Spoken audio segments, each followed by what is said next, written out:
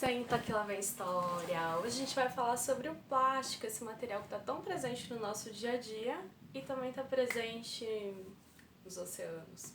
É o principal componente das ilhas de plástico, das ilhas de lixo no oceano são plásticos, né? Mas eu não vim aqui pra tacar pedra no plástico, eu vim aqui pra gente contar um pouquinho do primórdio, qual que era o propósito, porque tudo que que sai assim da ciência, ele tem um propósito bacana. E eu fico pensando o que os nossos cientistas, o que nós estamos criando hoje, que vai ser o futuro problema de amanhã. Porque ninguém que estava pensando em criar o plástico estava pensando em vamos poluir o mundo, vai ser tudo descartável e... não, né? Então vamos resgatar um pouquinho de história, vamos resgatar o propósito que eles tinham, né? Um pouquinho entrando nos primórdios, em 1862, vamos lá, partiu o século XIX. Convido vocês a pensarem, visualizarem o Alexander Parker. Ele era um cientista inglês e ele estava lá fazendo as pesquisas dele porque ele estava a fim de um material que fosse permeável, que fosse flexível, que aguentasse altas temperaturas e que depois que você moldasse como você quisesse, ele também se mantivesse em temperatura resfriada. Então ele fez, a partir da celulose, uma resina que ele homenageou ele mesmo, né? Deu o nome de parquesina. Só que a parquesina tinha um alto custo de produção, então acabou que ela não teve um sucesso comercial, né? Na mesma época, mais ou menos, né, que era 1870, o John Wesley, que era um americano, olha que propósito interessante. Ele estava a fim de achar um material que fosse resistente o suficiente para substituir as bolas de bilhar, que eram feitas de marfim. E era um esporte que estava se popularizando muito na época, então estava colocando em risco os elefantes. E aí, não que os elefantes tenham saído de risco de vida, mas enfim.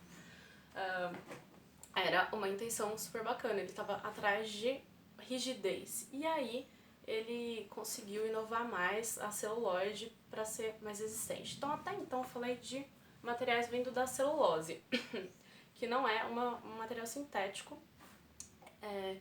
Então vamos dar um saltinho aqui para o século XX, algo mais perto do plástico como a gente conhece hoje. 1909, um químico belga chamado Leo Baekeland, ele sim pegou e fez primeira resina totalmente sintética. E aí ele deu o nome de baquelite, homenagem também ao nome dele.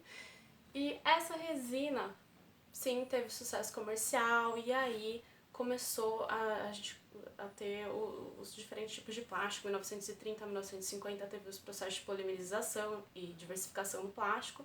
Então, com essa invenção do Leo Baekeland em 1909 e inovações em cima da pesquisa dele, claro, surgiu o plástico na nossa existência como a gente conhece ele hoje. E então ele trouxe muitas inovações para o setor automobilístico, que estava a fim de materiais que fossem mais leves, aerodinâmicos, que absorvessem impacto. Na agricultura, locais que sofriam de geadas puderam fazer estufas e resistir ao tempo, né? E conseguir praticar agricultura nesses locais.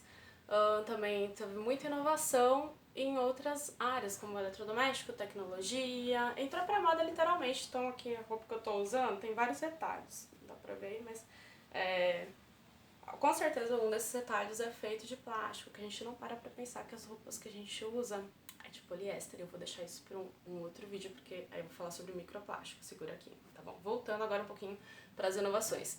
E aí no setor alimentício, que é o que a gente mais conhece, às vezes a gente não repara, é o que eu vejo muita descartabilidade hoje, e não era nenhum propósito. Até então eu falei de flexibilidade, de resistência e de durabilidade, né? E não era em nenhum momento assim, vamos descartar, descartar. Só que nos anos 60 foi vendido muita ideia de praticidade, né? E dos outras décadas posteriores também. Mas nunca foi pensado no depois da vida, que a gente tá criando um negócio que é pra durar aí mais de 500 anos e hoje a gente tá vendo o que tá acontecendo, né? Então, o que eu quero trazer é pra gente ampliar um pouco a nossa visão e ver onde que ele faz sentido. E aí eu vou trazer onde ele faz muito sentido, ainda mais nessa época, mas em qualquer época, tá? No setor de saúde. Você consegue imaginar um ambiente hospitalar sem caninhos, sem bolsas de soro, sem seringas descartáveis. Então, nesses ambientes, o plástico, da maneira que a gente conhece, que ainda é fabricado de resina sintética, e quem sabe aí no futuro a gente pode falar, a gente tem vários plásticos de mandioca, não sei, né? Vamos ver nas próximas décadas aí o que vai surgir de materiais, de novos materiais. Mas então, neste momento, o que faz sentido de ter de plástico? Ambiente hospitalar. Tanto que imagina na época que as seringas não eram descartáveis, né? Então, o único momento que eu vejo que a palavra descartável se insere é nestes locais para evitar contaminação. E em tempos de pandemia a gente fica um pouco chocado com notícias que aparecem. Então, semana passada eu vi uma notícia que em Hong Kong, nas praias, tinham máscaras cirúrgicas aparecendo nas limpezas, aparecendo na praia. Eu falei, meu Deus, esse tipo de situação traz o melhor de cada um, mas também traz o pior de cada um, né? Então, como que a pessoa tem o descaso de jogar em qualquer terreno que vá parar em fluxo de água e aí chegar a aparecer em praia? Qual é a responsabilidade que a gente está tendo, né? Então, de um lado, pessoas que são conscientes que não vão sair comprando um monte de comida e um monte de álcool gel para não deixar para os outros, e do outro lado, assim, pessoas que usam muito e descartam errado, e aí a gente perde a fé, né, gente? Então vamos pensar um pouquinho. Eu tô aqui na minha quaresma de plástico, então não tô comprando coisas que tenham plástico, mas obviamente se chegar no momento que eu tiver que comprar um álcool gel, eu vou comprar, né? É que aqui eu ganhei, eu tinha em casa, né? Então, mas daqui a pouco meu frasquinho acaba e eu tenho noção de que a gente tem que ter noção de lavar muito a mão, principalmente, não é só álcool gel, é principalmente lavar a mão pra quebrar lá a estrutura do vírus. Então, mas a gente vê a necessidade no nosso dia a dia, no momento, de ter ele.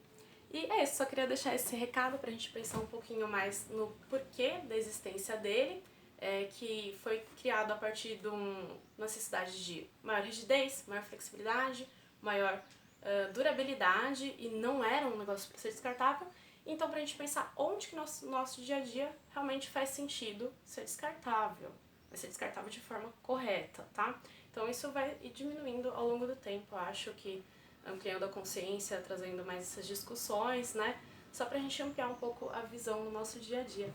E é isso, espero que a gente possa ter mais conversas sobre plástico, fazer outros vídeos nesses momentos aí que a gente não vai poder ficar saindo tanto, né? Então,